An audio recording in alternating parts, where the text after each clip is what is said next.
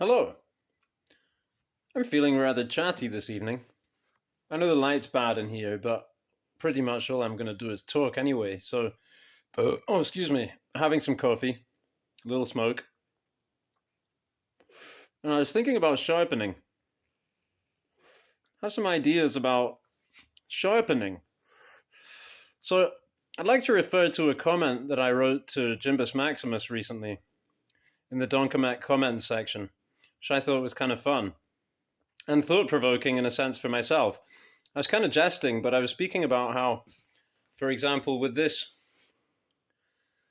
diamond Falconeven sharpening plate, it also has a kind of a ceramic sharpening, finer grit on the back there. It's even got a crack in it somewhere, but it works fine. I've used this thing so much, see the edges are rounded off.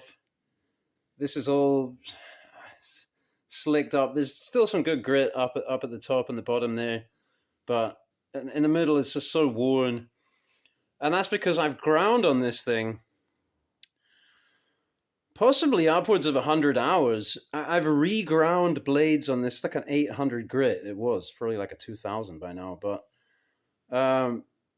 it just seems pretty absurd. Later you step up to a belt grinder and you can do in a matter of seconds, possibly under a second, what could take you hours on this to do, right? But my point was that what happened with this is that because this generates a lot of fine steel particles, right? They're very fine. So fine it kind of works into your fingers and, it gets absorbed. Some of that is going to get absorbed into the bloodstream, wherein it's then going to later accumulate in my internal organs, such as my brain and my heart. Now, you may be aware that the heart, as it stands, is a radiomagnetic broadcaster receiver. With some elementary scientific equipment, you can pick up the magnetic resonance of a person's heart from across a room. And there's a toroidal field that surrounds each person. So the implication is that, because I have the actual steels that I'm working on, I have them accumulated within me. There's now an electromagnetical communication between me and any blade that comes within my toroidal field, right? And so who knows, could be true.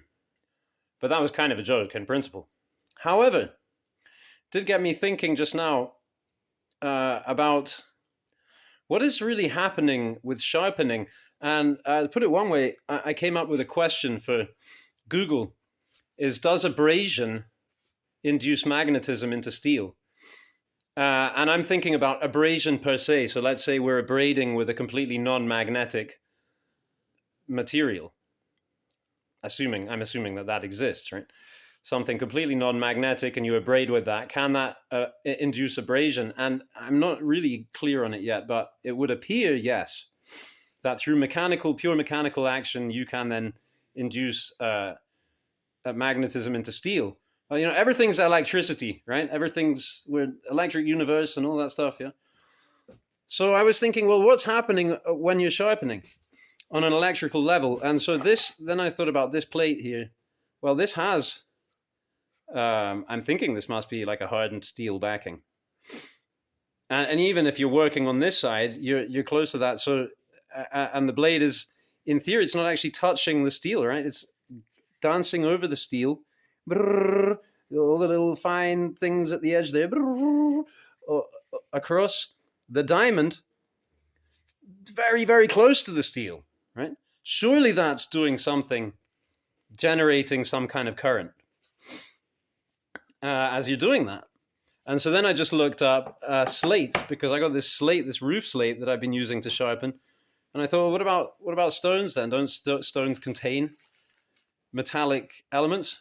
And I've had a lot of luck with the slate. The slate's uncanny. It's just a piece of slate off my roof. I flattened it out, and I can sharpen on it, and depending on the steel, I can get a really good result. Well, it does. Slate contains various metallic elements, including iron.